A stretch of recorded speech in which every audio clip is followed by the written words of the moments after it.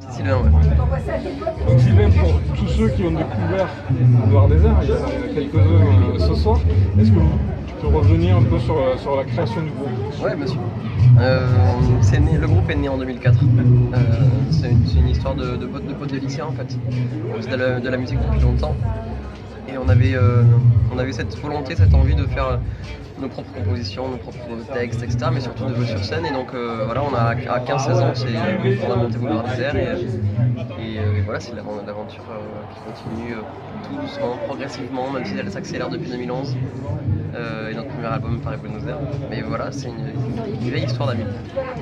Alors du coup, quelles sont les influences? Après sur scène, on connaît un peu, voilà, ça pourrait un peu être un peu de style les œuvres de Barbac ou... Ça c'est une fine partie des influences. Toute cette école-là, c'est vrai que c'est eux qui nous ont donné envie de faire de la musique. Ensuite, les influences, elles sont vraiment diverses parce que c'est quand même c'est très rock, c'est parfois très électro, très pop, parce qu'on vient d'univers différents, on vient beaucoup de la variété française classique, vraiment variété. Il y en a qui viennent du reggae, du jazz, du classique, il y en a pas mal qui ont fait de la formation classique. J'écoute personnellement énormément d'électro, et en fait c'est compliqué de tout se mélange.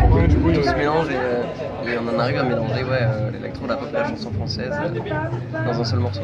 Là tu disais ces derniers temps le succès s'est accéléré. Ouais. J'imagine vous êtes de Tarbes du coup. Ouais, on est de Tarbes, on habite toujours à Tarbes. Donc du coup j'imagine que ça a commencé un peu les fêtes de la musique. Ouais, exactement. Dans les rues de Tarbes.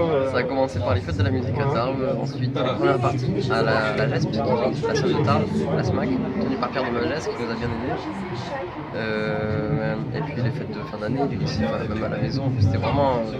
Disons que jusqu'en 2011, c'est amateur et puis à côté on a des boulots, on a des études, c'est pas vraiment un métier encore. Et c'est vraiment en 2011 qu'il a sorti le premier album avec le premier titre Le Ciego, qui est médiatisé bien plus largement que tout ce qu'on avait fait auparavant. C'est à partir de ce moment-là que la professionnalisation commence vraiment et du coup voilà, on commence à. On intervient dans nos spectacles, on commence à faire des tournées, on va s'entourer d'une équipe technique, enfin voilà, tout le processus. Maintenant, vous faites la tournée des festivals cette année. Ouais, cet été c'est principalement les festivals, ouais. Disons que l'année se sépare en deux temps, le temps de l'automne on va dire, avec des salles de concert, je pense au Bikini, à Toulouse, la coopérative de Mai à Clermont, toutes ces salles qui sont géniales d'ailleurs, et l'été, principalement les festivals comme ici ce soir à Lyon.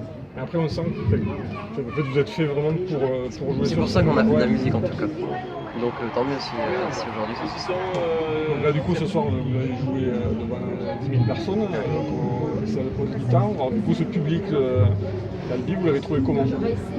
Égal à nous-mêmes, à notre public d'habitude, parce que comme je le faisais remarquer sur scène, c'était fou de voir, il y avait vraiment des enfants, de très très jeunes enfants, il y avait des très vieux, c'était très familial quand même aujourd'hui.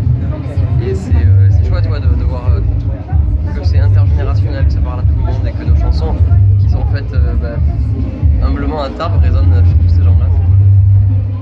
On voit que vous avez pris vraiment un plaisir, autant que les gens du coup.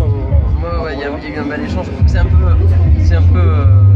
pas du tout négatif, mais tous les soirs c'est un peu pareil. Il y a vraiment cette magie d'échange, de générosité, c'est ça. Très bonne longue vie à Boulevard Désert, et puis vous reviendrez sans doute je pense. une année prochaine. Je pense, le directeur avait l'air content.